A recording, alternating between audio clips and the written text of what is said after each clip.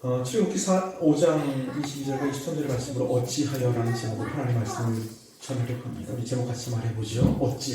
어찌하여. 우리는 지난 시간에 이스라엘 백성들을 출애굽시키기 위하여 200% 준비하신 하나님을 만나 뵀지요. 하나님은 출애굽의 주역 모세를 준비하는 기간에 80년 동안 준비하셨습니다. 80년 동안 모세를 준비하셨고요. 또 아주 특별한 이벤트를 통해서 그 모세의 가족들을 준비하시죠. 그 이벤트 지난주에 말씀 들었잖아요. 할례라는 그 사건을 통해서 출애굽의 목적이 무엇인지를 분명하게 그에게 각인시켜 주신 것입니다. 그리고 이 모세가 자꾸 엄살을 피웁니다. 하나님, 저는 말을 못합니다. 그랬더니 말 잘하는 아론이라는 동역자를 붙여주십니다. 이 출애굽을 위한 모든 준비를 마치시고 이제 모세를 보내게 되지요.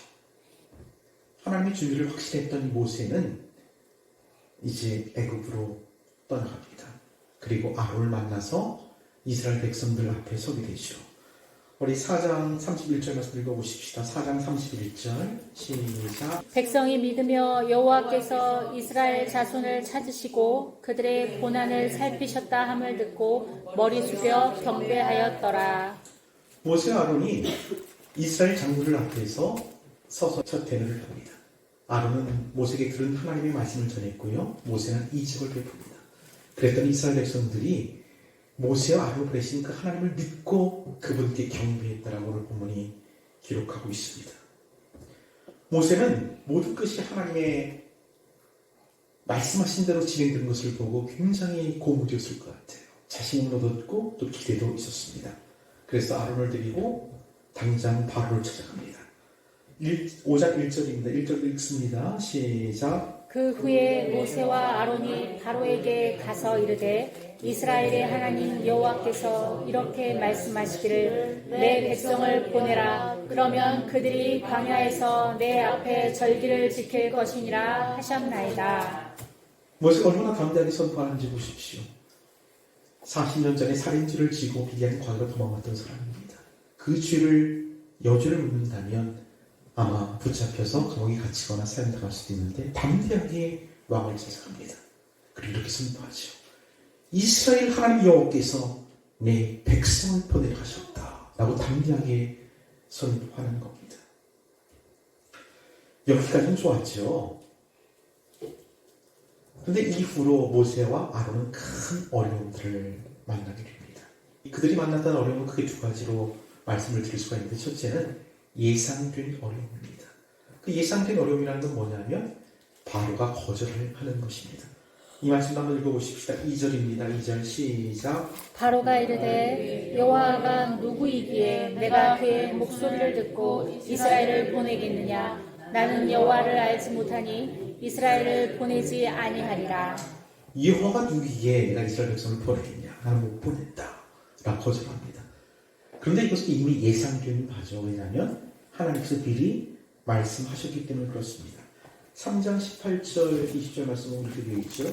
18절에 그들이 내 말을 들으니 너는 그들의 장로들과 함께 애굽 왕에게 이르기를 히브리 사람의 하나님 여호와께서 우리에게 임하셨은즉 우리가 우리 하나님 여호와께서 제사를 드리려 하오니 사흘 길쯤 광야로 가도록 허락하시라.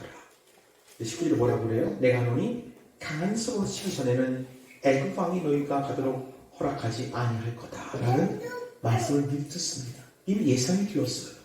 그렇기 때문에 그것은 큰 문제가 되지 않았습니다. 다 소화하고 이해할 수 있는 수준이었습니다. 근데 두 번째 난관, 두 번째 어려움이 모세를 힘들게 합니다. 그것은 예상치 못한 어려움입니다. 모세와 아론이 바로를 찾아가 내 백성을 보내라고 하나님 말씀을 전하자 이 바로 왕은 전략을 바꿉니다. 모세나 아론을 감옥에 가두는 것이 아니라 도리어 그들 배후에 있는 백성들을 공격합니다. 백성들의 노동 강도를 2배로 높이는 거예요. 백성들이 그 벽돌을 굽는 그런 노동에 투입되었었는데 거기는 짚이 반드시 필요하거든요. 벽돌의 강도를 높이기 때문에 이 짚을 주지 말고 똑같은 수량대로 벽돌을 만들려고 더 강하게 그들을 몰아붙이는 겁니다. 이 발언이 어떤 정체를 피는 거냐면 모세와를 직접 대항하는 것이 아니라 불을 지르피는 겁니다. 이스라엘 백성과 모세 아론의 이간질을 통해서 그들을 분열시키는 정책을 펴는 거죠. 이런 정책들은 정치인들이 아주 빈번히 사용하는 그런 수칙들입니다. 우리 정치도 마찬가지죠. 이간책들 이런 것들이 정치인들이 주로 사용하는 것들이죠. 바로 이런 정책을 펴니다. 그게 먹히어 들었어요. 이스라엘 백성들의 원성이 높아지기 시작합니다. 우리 말씀을 한번 읽어볼까요? 5장 16절과 17절 가서 읽어봅시다. 16절과 17절 시작. 그들에게 짚을 주지 아니하고 그들이 우리에게 벽돌을 만들라 하나이다. 당신의 종들이 매를 맞사오니 이는 당신의 백성의 죄니이다. 바로가 이르되 너희가 게으르다 게으르다. 그러므로 너희가 이르기를 우리가 가서 여호와께 제사를 드리자 하는도다. 이것이 무슨 말씀이냐면 지금 이스라엘 백성들이 집 없이 벽돌을 만드니까 수량을 부족하게 만듭니다. 그랬더니 애국 관리들이 막대기로 이스라엘 백성들을 폭력을 가합니다. 이 일을 가지고 바로왕을 찾아가지고 하소연하는 거예요. 그때 바로왕이 뭐라고 했냐면 너희가 게으르기 때문에 광야에 나가서 제사를 지낸다고 하지 않았느냐라고 그렇게 이유를 말합니다. 그리고 내게 집을 주지 않을 것이다. 그 수량대로 많이 만들어야겠다라고 그렇게 바로가 얘기를 합니다. 근데 광야에 나가서 제사를 지낸다는 말이 누구 때문에 나온 거예요? 바로 모세와 아론의 이야기잖아요. 그들이 모세와 아론을 원망하기 시작합니다. 그들이 바로를 떠나 나올 때 모세와 아론의 길에 서 있는 것을 보고 그들에게 이르되 너희가 우리를 바로의 눈과 그의 신하의 눈에 미운 것이 되게 하고 그들의 손에 칼을 주어 우리를 죽이게 하는도다. 여호와는 너희를 살피시고 판단하시기를 원하노라. 이스라엘 백성들이 모세와 아론을 원망하고 적대시합니다. 근데 그 백성들이 어떤 백성들이었어요? 4장 31절에는 모세와 아론의 하나님을 찬양하고 그것이 예배했던 사람들입니다. 참 사람이 다 이런 것 같아요. 좋은 은혜 받으면 세상 다 얻은 것처럼 하나님 찬양하고 하나님 자랑으로던 사람이 조금 어려우시면 신앙을 저버리고 절망하고 낭망하며 원망이 발될 수가 없습니다. 사람이 다 그렇다고 말씀을 드렸는데 여러분 어떠신 것 같아요? 저는 이 설교를 준비하면서 제 모습을 돌아보니 저도 똑같은 사람이더라고요. 참 널뛰기 하던 마음이 이랬다 저랬다 변하는 내 모습을 보게 됩니다. 이런 찬양이 있죠. 예수를 생각하고 나는 나의 가난함도 슬프지 않고 남의 부유함도 부럽지 않나니 예수를 생각하고 나는 오직 감사한 마음이 넘칠 따름이라. 이 찬양의 가사처럼 정말 예수만으로 만족하는 이런 시간 갖기를 소원합니다. 한결같은 마음으로 주님을 섬길 수만 있다면 얼마나 좋을까요? 오늘 본문에서 모세는 바로의 저항은 예상된 난관이었기 때문에 그것을 받아들일 수 있었습니다. 그러나 예상치 못한 난관, 백성들이 더 고통당하는 것, 백성들이 모세와 아론을 원망하고 불신하는 것은 견딜 수가 없었습니다. 모세 스스로 무너지고 있는 것입니다. 그래서 그는 하나님 앞에 이렇게 항변하죠. 22절 말씀 읽겠습니다. 22절 시작. 모세가 여호와께 돌아와서 아뢰되 주여 어찌하여 이 백성의 학대를 당하게 하셨나이까? 어찌하여 나를 보내셨나이까? 하나님 어찌하여 이런 일이 일어나게 되었습니까? 어찌하여 내 백성이 더 고통을 받게 되었습니까?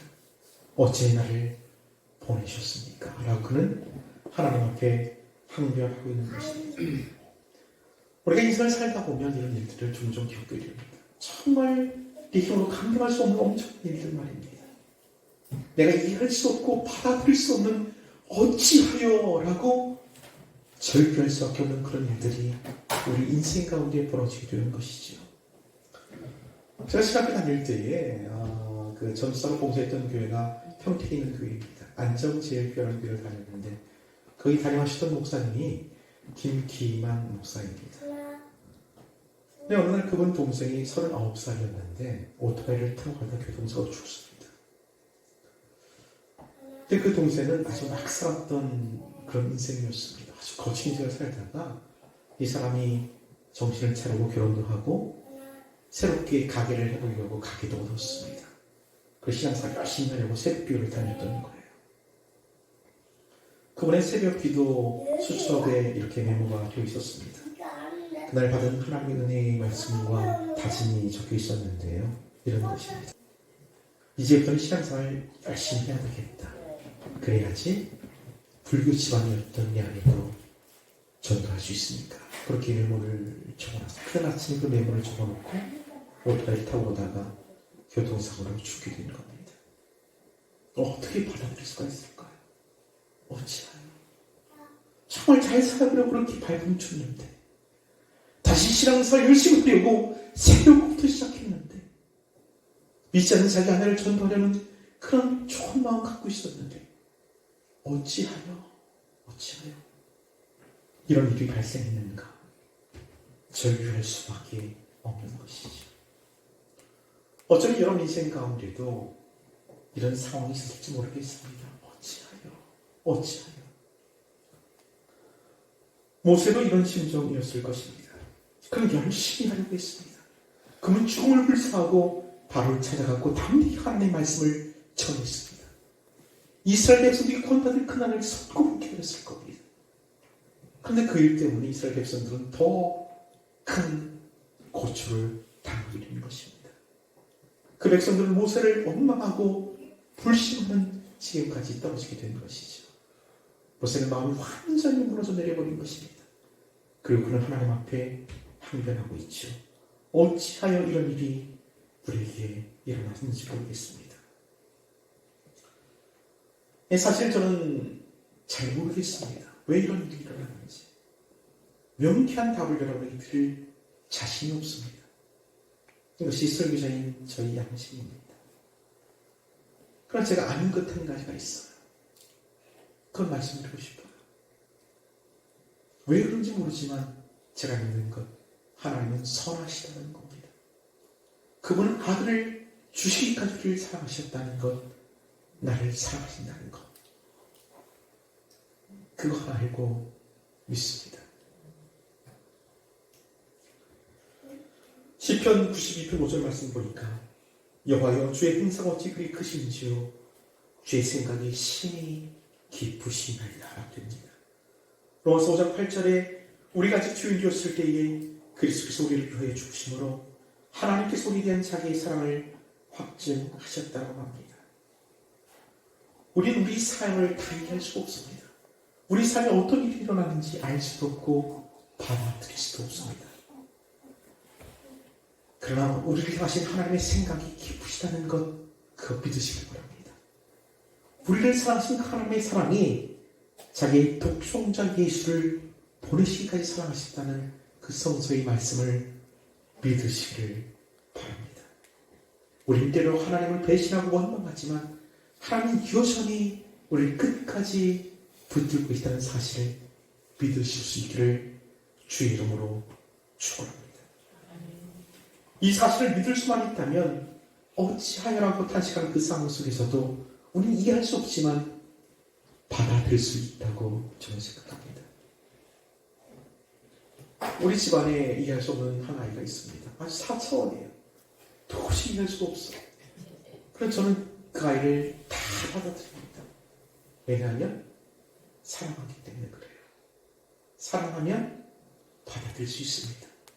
그 하나님의 선하심과 하나님의 사랑하심을 우리가 믿는다면, 그것을 붙든다면 그 어떤 상황이 우리에게 도련다 할지라도 우리는 받아들일 수 있게 될 줄로 믿으시길 바랍니다. 그 요즘 유튜브 보면 잘잘법이라는 그런 프로그램이 있는데 여기 그 목사님이 나와서 이렇게 말씀도 전해주시고 뭐 간증도 하고 그런 프로그램인데 거기서 울산 나진담 교회라고 그 김관성 목사의 그 간증을 들은 적이 있습니다. 근데 그분 얘기가 뭐냐면 예수 믿어도 별하는 거 하나도 없다. 예수 믿어도 뭐 잘된 거 없고 뭐 특별한 뭐 없더라. 그런 얘기를 하시더라고요. 그래서 그런 얘기를 들어봤더니 이런 겁니다. 그분 전형적인 그 문제 있는 그런 집안의 아니었습니다. 이 목사님은 결혼하기 전까지 두 칸 있는 방에서 산 적이 없고 단칸방밖에 살았던 거예요. 그 누님들이 세 분 계시고 형님이 한 분 계시는데 한 20살 차이 나는 나이 차이가 많이 난다고 그러더라고요. 다 출가를 했고 이제 아버지 어머니하고 이 김원성 목사님이 살게 되신 겁니다. 근데 아버지는 아주 한량입니다. 그 술만 드시고 노름하시고 그러시고 어머니는 시장에서 야채 파시고 고래고기 팔면서 집안 경제를 책임지셨다고 그래요. 아버지는 알코올 중독이었던 것 같아요. 술을 드시면 친구들을 데리고 자기 집으로 온대요. 그리고 화투를 칩니다. 1시까지 2시까지. 화투만 치게 해서 술 먹고 담배 피니까 그 단칸방에 막 연기가 가득한 거예요. 방 안에서 밥 먹을 수 없으니까 부엌에서 대충 밥을 먹고 이제 어머니가 이 김관성 목사 아이를 데리고 자는데 그 왼쪽에 작은 책상이 하나 있었대요. 책상에 보면 발 들어가는 공간이 있잖아요. 거기 머리를 치워놓고 엄마가 아이를 가슴에 품고 이렇게 잤대요.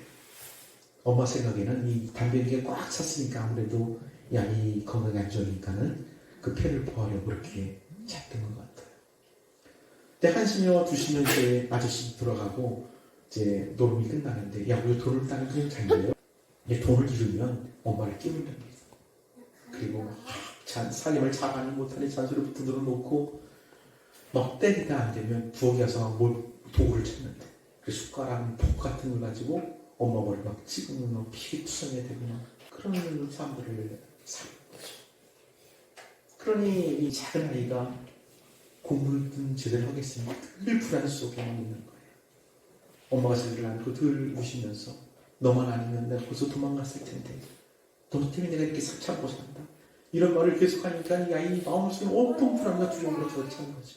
이 아이가 크고 이제 중학교를 가면서 불량 청소년 같이 어울립니다. 그 백화점 같은 데 가서 막 물건 같은 걸 훔치는 거예요. 메이크업 신발을 훔치다 걸렸어요.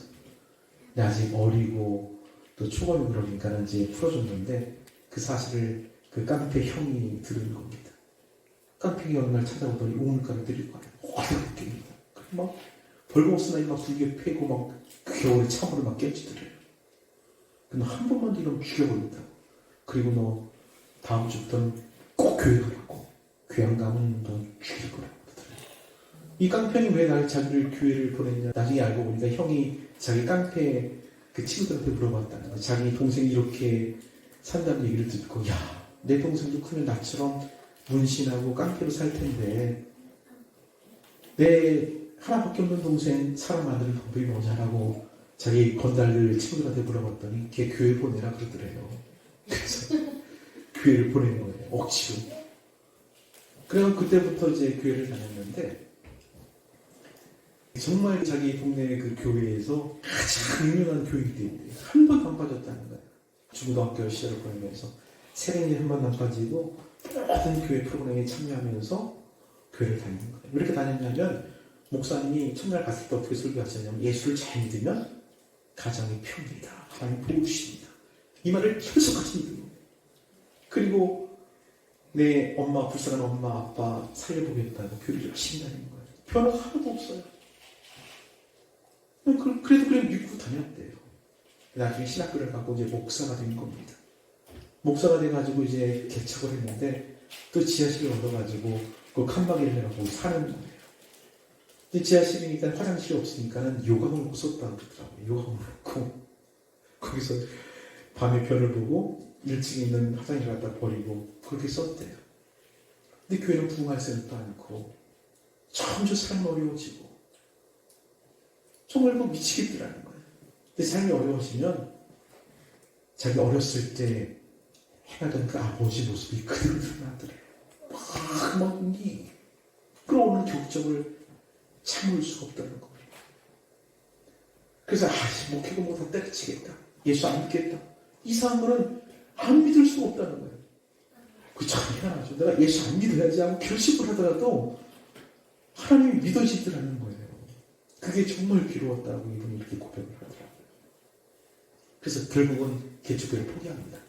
개척교회 문을 닫고 어떤 아주 낙후된 교회에 부임을 해요. 근데 거기는 정말 가난한 사람들이에요. 사업하다 망한 사람들, 알코올 중독자들, 불치병을 앓고 있는 사람, 이런 사람만 찾아오는 거예요. 그래서 얘기를 하면 1시간이고 2시간이고 그분들의 얘기를 듣다 보면 자기 얘기 같아가지고 그게 보낼 수가 없는 거예요. 그래서 자기 집에서 데리고 살아요. 한 달이고 2달이고 데리고 살고 밥 해주고 떠나면 또 다른 사람이 오고 이제 그렇게 목표를 하면서 그분이 나중에 이런 얘기를 해요. 하나님 믿어도 복 받는 거 하나도 없어요. 하나님 믿어도 내 삶이 변하는 건 내가 느낄 수 없어요. 부자들은 기도하면 응답도 잘 듣는데 이 가난한 사람은 기도하는데 하나님이 아무 말씀도 안 하시는 것 같고 너무 힘들었어요. 그런 얘기를 묵상을 해요. 근데 나중에 깨닫고 보니까 하나님이 날 이렇게 몰아가신 이유가 그 사람들 위로하라고, 그 사람들 섬기라고 나를 일으키신 거라고 희미하게 그냥 느껴요. 이렇게 얘기하더라고요. 전 그분 간증을 들으면서 이게 신앙이다라고 생각했어요. 이게 신앙입니다. 사랑하는 여러분, 그분의 선하심을 붙드십시오. 그분의 사랑하심을 붙드십시오. 내 인생에 어떤 큰 일이 안 일어나도 세상 다른 사람들이 부러워할 축복받지 못한다 할지라도 우리는 어차피 하나님을 버릴 수 있는 사람들이 아니에요. 그분을 믿으시고 그분 안에서 평안 누리십시오. 인생의 의미를 찾을 수 있기를 주의 이름으로 축원합니다. 네. 기도하십시다.